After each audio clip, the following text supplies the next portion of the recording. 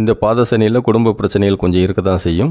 ஜென்ம சனியில் ஏற்கனவே குடும்பத்தில் கஷ்டப்பட்டிருப்போம்.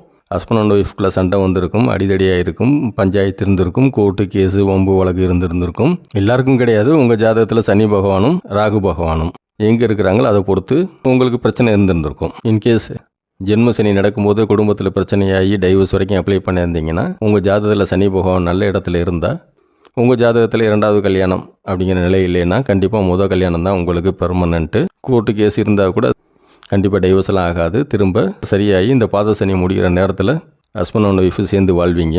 குடும்பத்தில் பிரிஞ்சவங்களாம் ஒன்றாயிடுவீங்க. குடும்பம் ஒன்றாயிடும்.